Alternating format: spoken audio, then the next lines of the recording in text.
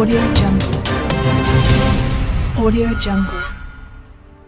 మహిళా శక్తిని గౌరవించుకోవడంలో భాగంగా నిర్మించిన శ్రీశక్తి భవనాలను జగన్ రెడ్డి కావాలనే నీరు గార్చారని నరసరావుపేట ఎమ్మెల్యే డాక్టర్ చెదలవాడ అరవింద్ బాబు ధ్వజమెత్తారు.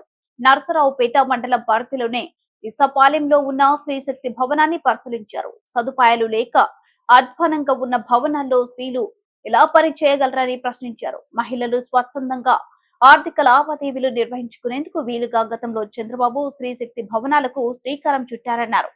అదే సమయంలో మహిళలకు శిక్షణ తరగతులు, సంయుక్త సమావేశాలు నిర్వహించుకునేందుకు వీలుగా నిర్మించిన భవనాలను జగన్ రెడ్డి అధ్వానంగా మార్చాడన్నారు. నోరు తెరిస్తే నా అక్క, నా చెల్లి అనే జగన్ రెడ్డి ఈ భవనాల్లోని సదుపాయాల గురించి ఏం సమాధానం చెబుతారని ప్రశ్నించారు.